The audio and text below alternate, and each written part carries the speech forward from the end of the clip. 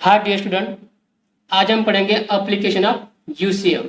ठीक है, तो इसका फर्स्ट डेरिवेशन है हमारा कौन सा, the maximum speed along the horizontal curve road. मतलब क्या, टर्निंग पे, ठीक है, क्या होता है हमारी व्हीकल हम टर्न करते हैं तब उसकी मैक्सिमम वेलोसिटी कितनी हो सकती है, इसका हमको क्या करना है, डेरिवेशन डिराइव करना है। ठीक है, तो स्टार्ट करते। ठीक, क्या हो रहा है, एक व्हीकल है, ठीक है, टर्न हो रही है, अगर हम उसके सामने हम खड़े हैं तो कुछ हमको ऐसा व्यू दिखाई देगा। ठीक है, तो स्टार्ट कैसे करेंगे इसको, consider a vehicle of mass m moving with velocity v along the horizontal curve road of radius r as shown in figure। यहां तक हमको नोट्स में लिखना है। ठीक है, इसके बाद क्या करना है, इसके ऊपर कितने फोर्स एक्ट हो रहे हैं ये क्या करना है, हमको कैलकुलेट करना है। ठीक है, तो देखते हैं कितने फोर्स इस पे एक्ट होगी। तो सबसे पहला फोर्स क्या होगा, इसका वेट। ठीक है, इसका वेट कहां पे मिलेगा, वर्टिकली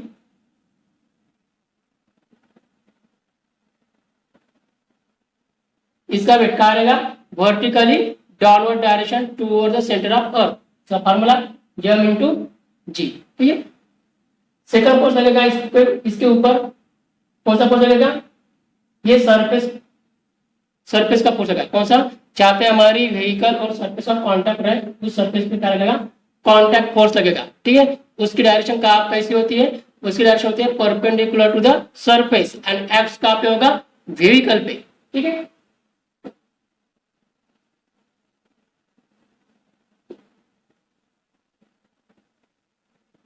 ये हो गया हमारा नॉर्मल फोर्स। ठीक है, which is perpendicular to the surface and acts on the vehicle. Other force है फोर्स ऑफ फ्रिक्शन। वो क्या होता है, फोर्स ऑफ फ्रिक्शन वो होता है हमारा surface of the road and the tyre of vehicle. ठीक है, इसके बीच में ये हमारा कौन सा फ्रिक्शनल फोर्स होता है, कौन सा, स्टैटिक फ्रिक्शन। ठीक है, हम इस डायरेक्शन में क्यों लिए, क्योंकि क्या है, जब व्हीकल टर्न होते हैं तो उसका इंटेंशन आउटवर्ड डायरेक्शन में रहता है। मतलब क्या होता है, उस पर सेंट्रीफ्यूगल फोर्स लगता है। ठीक है, तो उसका इंटेंशन आउटवर्ड डायरेक्शन में रहता है। ठीक है, तो फ्रिक्शन का वर्क करेगा उसके अपोजिट डायरेक्शन, इसलिए हमने फ्रिक्शन की ये डायरेक्शन। ठीक है, यहां तक आपको समझ में आए, तो कभी कुछ नहीं करना है, क्या करना है अभी हमको, upward force is equal to downward force. ठीक है, और कौन से, लेफ्ट इज इक्वल टू, अभी एक ही फोर्स है। ठीक है, तो क्या हो जाएगा अभी, upward is equal to downward force, और ये कौन सी तरफ है, कहां पे इसकी डायरेक्शन है, टूवर्ड्स द सेंटर की तरफ है, और सेंटर की तरफ हमारा कौन सा फोर्स होता है, सेंट्रीपिटल। क्या होता है उससे, द नेसेसरी सेंट्रीपिटल फोर्स किसके लिए होता है, व्हीकल को टर्न करने के लिए प्रोवाइड कौन करेगा, फ्रिक्शन फोर्स। ठीक है, मतलब क्या होगा, the necessary centripetal force provided by the friction force. ठीक है, तो कैलकुलेट करना है बस। तो पहला क्वेश्चन हमारा कौन सा बन जाएगा, upward force equal to downward force, मतलब क्या, m is equal to mg।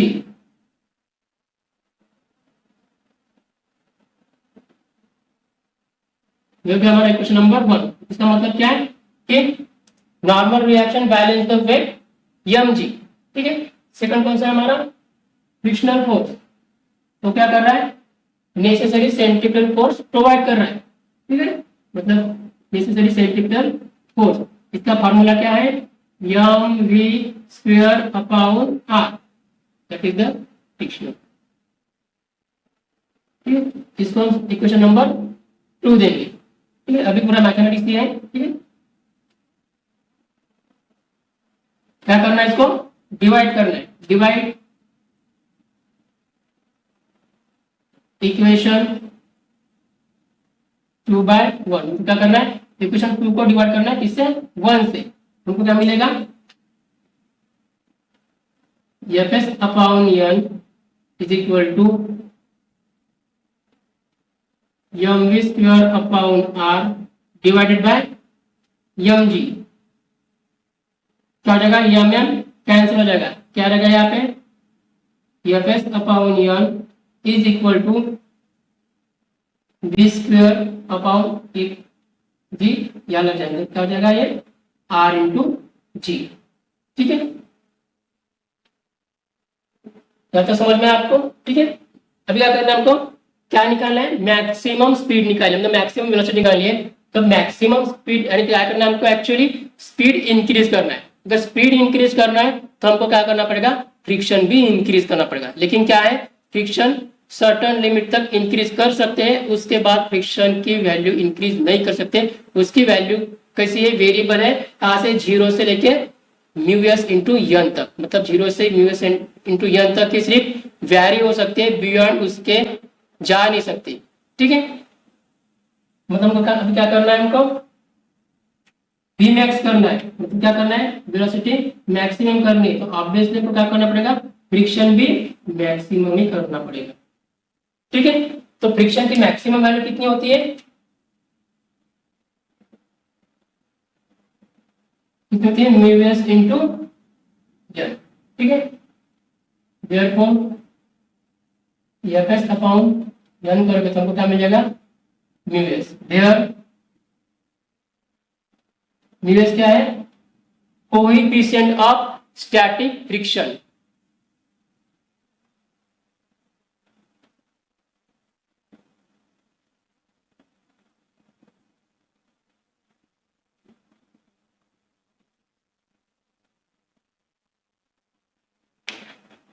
ठीक है, तो इस इक्वेशन में पुटअप करेंगे, वैल्यू क्या हो जाएगा,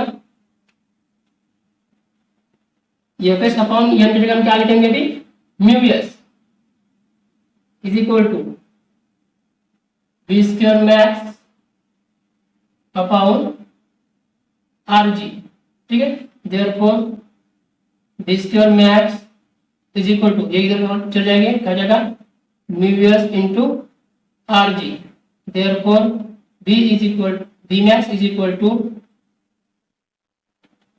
under root mu S R G, जो कि हमारा required equation for the maximum speed along the horizontal curve road। हमारा रिक्वायर्ड इक्वेशन है for maximum speed along the horizontal circular road, मतलब हमारा क्या है, horizontal circular road पे इतनी ही मैक्सिमम वेलोसिटी से जा सकती है, इसके आगे बियॉन्ड द इस लिमिट के बाहर जाओगे तो जो क्या ये फ्रिक्शन क्या प्रोवाइड कर रहा है, नेसेसरी सेंट्रीफ्यूगल फोर्स। तो क्या जाएगा, अगर ये स्पीड बढ़ा दी तो फ्रिक्शन क्या करेगा, जो सेंट्रीफ्यूगल फोर्स है प्रोवाइड नहीं करेगा, यानी सर्कुलर ट्रैक पे हमारी व्हीकल सेपरेट टर्न नहीं होगी, वो सीधे चले जाएगी, मतलब टेंजेंशियल डायरेक्शन में चले जाएगी। ठीक है, तो देखते हैं थोड़ा इसको डिटेल में। सपोज हमारे पास फ्रिक्शनल फोर्स है 15 न्यूटन, सपोज कर रहे हैं, एज्यूम कर रहे हैं कि हमारे पास जो प्रोवाइड करने वाला फोर्स है, जो फ्रिक्शनल फोर्स है वो कितना है, 15 है। टर्न होने के लिए हमसे कौन सा फोर्स लगता है, सेंट्रीफ्यूगल। ठीक है, सेंट्रीफ्यूगल फोर्स, इसका फॉर्मूला क्या है, M V square upon R. Suppose हम एज्यूम करते हैं कि M equal to 1 kg mass of vehicle.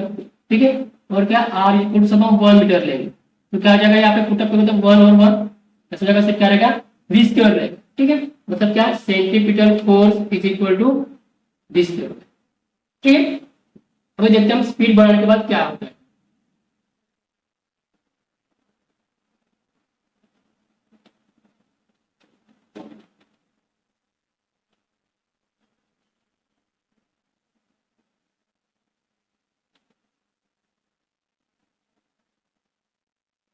हमको फ्रिक्शन की वैल्यू कितने में एज्यूम किए, 15 न्यूटन।